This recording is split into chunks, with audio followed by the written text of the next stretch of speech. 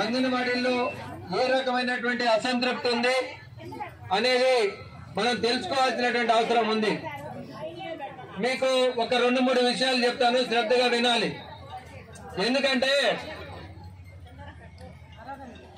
గత ప్రభుత్వం మనం చూసాం,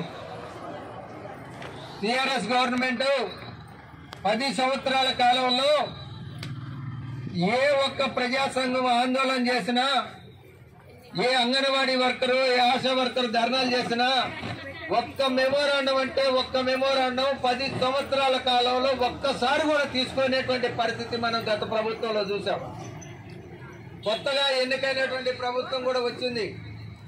ఈ ముఖ్యమంత్రి గారు 2 సార్లు 3 సార్లు మన మెమోరాండాలు తీసుకున్నాడు. గతంలో ఉన్న ఆయన 10 సంవత్సరాల పాటు అధికారంలో ఉన్నప్పటికీ కూడా మన సమస్య పరిష్కారం కాలేదు. ఈ ప్రభుత్వంలో ఉన్న వాళ్ళు 2 సార్లు 3 సార్లు మన విజ్ఞాపన పత్రాలు తీసుకున్నా కానీ పరిష్కారం కాల. అంటే గత ప్రభుత్వానికి ఈ ప్రభుత్వానికి పెద్ద తేడా ఏం మనకు కనపట్టలా. మనం అర్థం చేసుకోవాల్సింది ఏంటంటే ఈ గవర్నమెంట్కి మనం కొంత సమయం ఇవ్వాలి అనేటువంటి ఉద్దేశంతోనే మనం మధ్యలో ధర్నాలు కానివ్వండి, ఆందోళనలు కానివ్వండి చేయలేదు. ఎందుకంటే కొత్తగా ఎన్నికైనటువంటి ప్రభుత్వం ఇంకా చేయి తడారలేదు. అందుకని మనం వెంటనే ఎందుకు అని చెప్పేసి మనం కూడా సఫిషియెంట్ గా టైం ఇచ్చాం. 1 ఇయర్ అయిపోయింది, సంవత్సరం ఉత్సవాలు కూడా జరుపుకున్నారు. కానీ ఈ ప్రభుత్వం 18,000 రూపాయలు వేతనం ఇస్తున్నానని కాంగ్రెస్ మేనిఫెస్టోలో పెట్టారు. నిన్నగాక మొన్న ముఖ్యమంత్రి గారు కూడా మాట్లాడారు. నిన్నగాక మొన్న గత గవర్నమెంట్ మొత్తం ఖజానా ఖాళీ చేసిపోయింది, నా దగ్గర డబ్బులేం లేవు, ఉన్న డబ్బులు రైతులకు ఇచ్చాను, ఉన్న డబ్బులు ఇంకొక వర్గానికి ఇచ్చాను, ఇంకొక వర్గానికి ఇచ్చాను అని చెప్పి ఇంకో మాట కూడా అన్నాడు. ఏదన్నా ఆశా వర్కర్లకు అంగన్వాడీలకు డబ్బులు ఇవ్వాలంటే నా దగ్గర డబ్బులు లేవు, ఉన్నాయన్నీ వేరే వాళ్ళకి అయిపోయినాయి అని చెప్పేసి మన ముఖ్యమంత్రి గారు ఎక్కడ చెప్పిండంటే, నేనైతే విన్నాను, మీరు 2 గంటల ఉపన్యాసం ఇస్తే ఆ 2 గంటల ఉపన్యాసంలో ఆశాలు అంగన్వాడీలని ఉద్దేశించి చెప్పినటువంటి పరిస్థితి మనం చూసాం. అందుకనే మనం కూడా అర్థం చేసుకోవాల్సింది ఏంటంటే ఈ బడ్జెట్ సమావేశాల సందర్భంగానే ఈ ఆందోళన డిజైన్ చేసాం. మనం ఇవాళ రేపు చాలా జిల్లాల్లో ఇక్కడే వంట చేసుకొని ఇక్కడే పడుకునేటువంటి పరిస్థితి ఉంది. అయితే మన వాళ్ళు ఇంకా 19వ తారీఖు వరకు కూడా జరుగుతాయి, బహుశా 20-21 వరకు కూడా జరగవచ్చు. ఈ సమావేశాల్లో మన ఎజెండా రావాలి. ఈ సమావేశాల్లో మన ఎజెండా రావాలంటే అన్ని కలెక్టరేట్లు దద్దరిల్లేలాగా ఈ టెంట్లు ఉండాలని చెప్పేసి మనం డిజైన్ చేసాం. అందుకనే మనం అర్థం చేసుకోవాల్సింది ఏంటంటే ఇవాళ రేపు 2 రోజులు, ఈ రోజైతే నేను ఊహించలేదు. ఒక్క మాటలో చెప్పాలంటే సత్తుపల్లి ప్రాజెక్టు దగ్గర నుంచి ఇటు Madhira project, Tirumalayapalem project, Karepalli project, ఇక్కడ ఖమ్మం అర్బన్, రూరల్ అన్ని ప్రాజెక్టులు కూడా ఒక్క మాటలో చెప్పాలంటే ఏ ఒక్క సర్కిల్లో కూడా ప్రాతినిధ్యం లేకుండా అన్ని సర్కిల్స్ నుంచి ఇక్కడికి వచ్చారు. మీ అందరికీ ప్రత్యేకించి ధన్యవాదాలు తెలియజేస్తా ఉన్నాను. రైతును ఇన్ని రోజులు ఆపాల్సినటువంటి అవసరం లేదు. మనకి ఇచ్చేటువంటి ఈ వేతనానికి లేదు ఇతర వర్గాలకు పెట్టినటువంటి ఖర్చులు ఎంతమంది 1% కూడా లేదు, బహుశా 0.5% కూడా ఉండకపోవచ్చు. అయినా అమలు జరపటం లేదు. అందుకనే అడగంది అమ్మాయిన అన్నం పెట్టదుగా అనేటువంటి ఉద్దేశం మనకి మనందరికి తెలుసు. కాబట్టి మనం అడగకుండా ఎవరు అయితే పెట్టరు. మీరు అర్థం చేసుకోవాల్సింది నేను ఒక్కటే చెప్తున్నా, మనకి చాలా డిమాండ్లు ఉన్నాయి. చెప్తారు అసలు అనకపోయినా చెప్తారు రద్దు చేయాలని.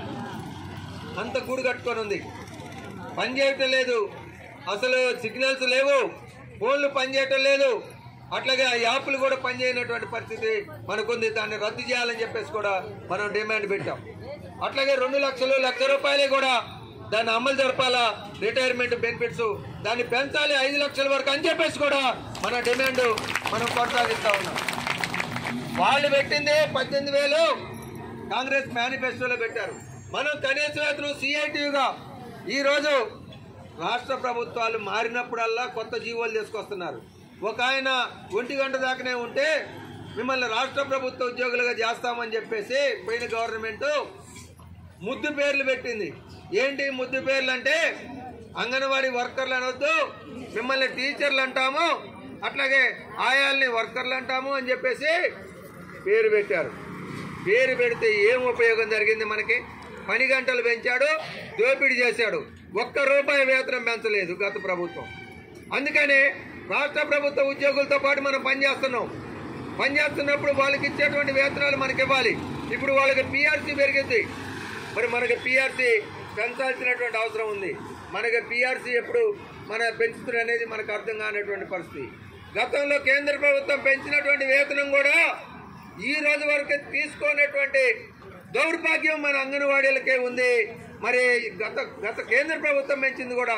పోయినసారి సీఎం గారు ఏం చెప్పిండంటే, మేము ఆల్రెడీ పెంచాము, కేంద్రం ఇచ్చేదానికి ఏదైతే ఉందో అది మేము తీసేసుకుంటున్నాం, మీకు ఆల్రెడీ పెంచినాం కాబట్టి ఆ బడ్జెట్ అంతా మేము తీసేసుకుంటున్నాం అని చెప్పేసి ఆ బడ్జెట్ అంతా మలిపినటువంటి పరిస్థితి మనం చూసాం.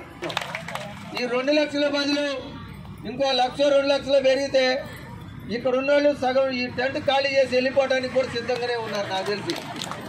ఎందుకంటే మనశ్శాంతి మీరు 4 గంటల దాకా ఉండి ఇంటికి పోయిన తర్వాత మీ పిల్లగాడిని ఎట్లా చూస్తున్నారు. నేను చాలా కేంద్రాలకు వెళ్తే మేము గంట అర్ధగంట ఉండాలంటే తట్టుకోలేనటువంటి పరిస్థితిని అక్కడ చూస్తూ ఉన్నాం. నేను చాలా కేంద్రాలకు వెళ్ళా ఇటీవల కాలంలో. అందుకని ఇంత దారుణమైనటువంటి ఆలోచించట్లే. ఈ స్కీమ్ను కొనసాగించేది ప్రధానంగా కేంద్ర ప్రభుత్వం నరేంద్ర మోడీ. ఈ స్కీములకి బడ్జెట్ పెంచాల్సింది నరేంద్ర మోడీ. మరి నరేంద్ర మోడీ అధికారంలోకి వచ్చిన తర్వాత ఈ బడ్జెట్ పెంచాడా? 26,000 కోట్ల రూపాయల బడ్జెట్ ఉంటే సగానికి తగ్గించాడు నరేంద్ర మోడీ వచ్చిన తర్వాత ICDS డిపార్ట్మెంట్. మీ అందరికి సగం తగ్గించేశాడమ్మా. ఇన్ని సంవత్సరాలు మనం పోరాటం చేశాము. ICDS వచ్చి నేటికి 50 సంవత్సరాలు పూర్తయింది. 50 సంవత్సరాలు పూర్తయిన తర్వాత కేంద్ర ప్రభుత్వంతో మనం పోరాడితే మనకు బడ్జెట్ పెరిగింది. ఆ బడ్జెట్ని వచ్చిన తర్వాత నరేంద్ర మోడీ గారు తగ్గించే పని చేసింది, మళ్ళీ ఇంకేమైనా పెంచలేదు. మరి పెంచకపోవడం వల్ల ఈ స్కీమ్ ఏమైనా కొనసాగిద్దా? ఎప్పుడైనా మీరు గుర్తుపెట్టుకోండి, మనం ప్రభుత్వ ఉద్యోగులుగా లేము, మనం స్కీమ్ వర్కర్లుగా ఉన్నాం. మనం అందరం ICDS అనేది ఒక స్కీము, మనం స్కీమ్ వర్కర్లుగానే ఉన్నాం. అంటే ఈ స్కీములకి బడ్జెట్ ఎప్పుడైతే తగ్గిద్దో, ఎప్పుడైతే బంద్ చేస్తారో అప్పుడు ఈ స్కీములు రద్దు అయిపోతే మనం వర్కర్లుగా ఇంటికి పంపించేటువంటి పని జరిగింది.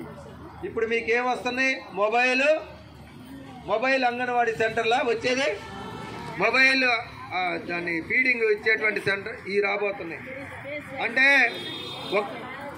ఒక్క మాటలో చెప్పాలంటే రానున్న కాలంలో వీటన్నిటిని ఎలా ఎత్తేయాలి, ఈ స్కీములకి అన్నిటికీ బడ్జెట్ తగ్గించినట్టయితే ఏ రకంగా చేయాలి అనేటువంటి పద్ధతుల్లో ఇవాళ నరేంద్ర మోడీ గారు బీజేపీ ప్రభుత్వం చేస్తూ ఉన్నటువంటి పరిస్థితి ఉంది. ఆందోళన చేశాం, పార్లమెంట్ దగ్గర ఆందోళన చేసినా కూడా ఈ ప్రభుత్వం హామీ ఇచ్చి మనం మూడోసారి అధికారంలోకి వస్తే మేము పరిశీలన చేస్తామని చెప్పేసి పోయినసారి పార్లమెంట్ దగ్గర ఆందోళన చేస్తే బీజేపీ ప్రభుత్వం హామీలు ఇచ్చింది. కానీ బీజేపీ ప్రభుత్వం కూడా అమలు జరిపేటువంటి పరిస్థితి లేదు. అందుకనే మనం అర్థం చేసుకోవాల్సింది ఏంటంటే కేంద్ర ప్రభుత్వం అయినా రాష్ట్ర ప్రభుత్వం అయినా, ఇప్పుడు రాష్ట్ర ప్రభుత్వం పెంచితే 18,000కి వెళ్తుంది, మరి కేంద్ర ప్రభుత్వం పెంచదా?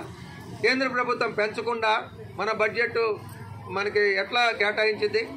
కేంద్ర ప్రభుత్వం ఆలోచన చేయకుండా మనకు బడ్జెట్లో వాటా ఎలా వస్తుంది? మనం పోరాటాల ఫలితంగా ప్రజలకు ఇచ్చేటువంటి సౌకర్యాలు అనుభవిస్తున్న వాటి ఫలితంగా అనేక స్వచ్ఛంద సంస్థలు, అనేక ప్రజా సంఘాలు ఆందోళన చేసినప్పుడు సుప్రీంకోర్టు కూడా చెప్పింది. ఏమని చెప్పిందంటే, అంగన్వాడీలు గ్రామాల్లో కష్టపడుతున్నారు, చిన్నపిల్లల ఆరోగ్యం మెరుగుపరుస్తున్నారు, విద్యను అందిస్తున్నారు, వికాసాన్ని అందిస్తున్నారు, వీళ్ళందరినీ పర్మనెంట్ చేయాలని సుప్రీంకోర్టు చెప్పింది. గుజరాత్ హైకోర్టు చెప్తే ఈ రోజు కూడా పట్టించుకున్నటువంటి దరిద్రం ఈ గవర్నమెంట్ చేస్తూ ఉన్నాయి. ఈ ప్రభుత్వాలని రానున్న కాలంలో కూల్చేస్తే తప్ప ఈ డిమాండ్ పరిష్కారం కాదేమో అనిపిస్తూ ఉంది.